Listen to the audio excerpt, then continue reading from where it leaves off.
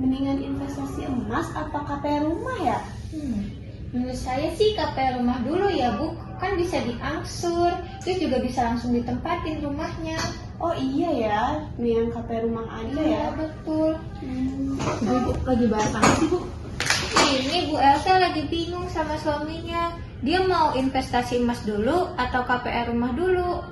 Mending investasi emas dulu gak sih, Bu? Itu kan buat jangka panjang juga. Nanti tuh bakal bertambah terus kan harganya. Nah, nanti kamu bisa jual emasnya itu di tahun yang akan datang, bisa beli rumah yang lebih gede lagi. Tapi bukannya harga emas itu naik turun ya Bu? Walaupun turun, kan turunnya cuma dikit, nggak banyak, nggak drastis. Lebih banyak untungnya dong. Apalah kelamaan Bu kalau misalnya investasi emas dulu? Enggak sih mestinya. Aku itu. Oke, di sini kita mulai dari amortisasi. Apa sih amortisasi itu? Amortisasi itu merupakan proses penyebaran biaya dari suatu aset berwujud atau tidak berwujud dengan masa manfaat selama periode waktu tertentu, yang biasanya itu berfungsi sebagai acuan atau cerminan dari nilai kembali yang dihasilkan oleh aset tak berwujud.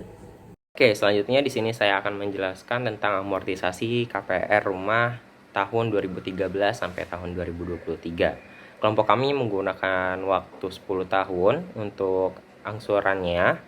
Lalu dari harga dari rumah itu sendiri kita ambil dari tahun 2013 sebesar 150 juta dan dengan bunga 7% per tahunnya.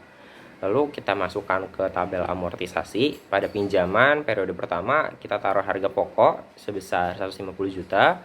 Lalu pada bunga kita bisa mendapatkan hasil 10.500.000 itu dari 150 juta atau harga pokok rumah itu sendiri dikali dengan bunga dari rumah itu sendiri.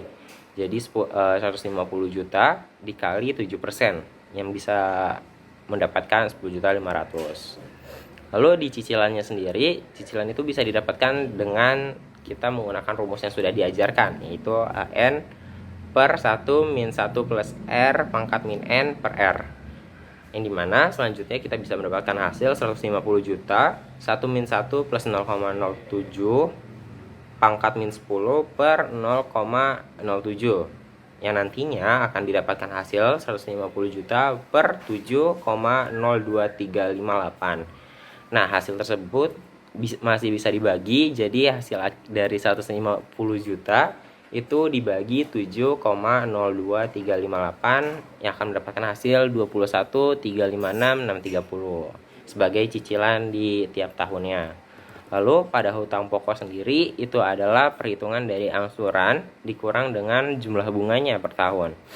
Jadi 21.356.630 dikurang 10.500.000. Jadi kita bisa mendapatkan hasil 10.856.630 juta. Lalu pada pinjaman periode kedua itu kita bisa dapatkan dari pinjaman periode pertama 150 juta dikurangi dengan hutang pokok yang tadi kita sudah dapatkan, dikurang 10.856.630. Jadi kita bisa mendapatkan hasil 139, 143, 370 juta untuk perhitungan di pinjaman periode kedua.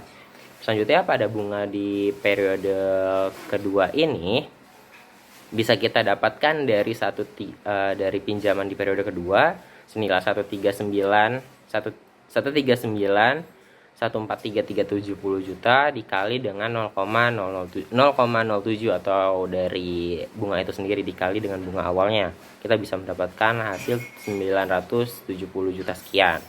Lalu angsurannya kita samain sampai 10 tahun selama 10 tahun. Lalu dari hutang pokok itu sendiri kita bisa mendapatkan hasil segitu dari perhitungan angsuran dikurang dengan bunganya lagi. Jadi 21.356.630 itu dikurang 9.740.035. Kita bisa mendapatkan hasil 11.616.594 juta. Nah, begitupun ke bawahnya kita menggunakan cara yang sama hingga kita menemukan jumlah angsuran di tahun ke-10 atau total angsurannya nanti kita mendapatkan hasil 213.566,300 juta untuk jumlah angsuran rumah itu lunas. Investasi emas adalah bentuk penanaman modal yang tidak hanya memberikan keuntungan pada jangka panjang, namun juga pada jangka pendek. Emas bisa dijadikan sebagai sumber dana darurat karena memiliki tingkat likuiditas tinggi atau mudah dicairkan. Sekarang kita masuk ke perhitungan investasi emas. Pada tahun 2013, Elsa membeli 150 gram emas dengan harga 487.000 bila dijumlahkan menjadi 73.050.000. Dan pada tahun 2014, Elsa melakukan pembelian emas lagi dengan berat gram 75 gram dengan harga 573.000 bila dijumlahkan menjadi 42.975.000. Bila Elsa melakukan pembelian emas secara rutin terus-menerus setiap tahun, dia akan bisa membeli rumah secara cash. Pada tahun 2022, Elsa membeli emas 25 gram dengan harga 923.000 bila dijumlahkan menjadi 23.075.000. Semua total harga emas yang Elsa sudah beli bila dijumlahkan menjadi 290.160.000 dengan berat gram 500 gram. Dan pada tahun 2023 harga jual emas 500 gram dengan harga 1 juta rupiah bila dijumlahkan menjadi 500 juta. Sedangkan harga KPR rumah pada tahun 2023 sebesar 370 juta rupiah.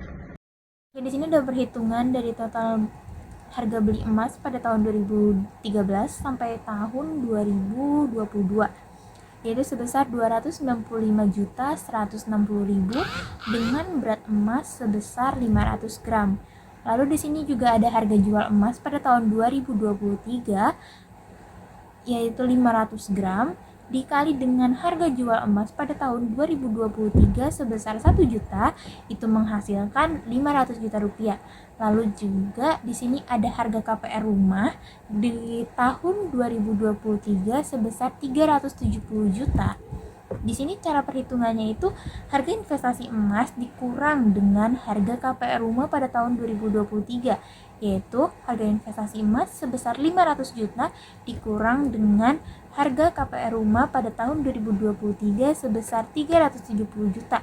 Itu menghasilkan uang sisa sebesar 130 juta rupiah. Jadi dapat kita simpulkan bahwa investasi emas lebih memiliki keuntungan dibandingkan KPR rumah dikarenakan modal yang dikeluarkan untuk investasi emas jauh lebih sedikit dan dalam jangka waktu yang panjang. Hasil dari investasi emas dapat kita gunakan untuk membeli rumah secara cash tanpa ada biaya angsuran.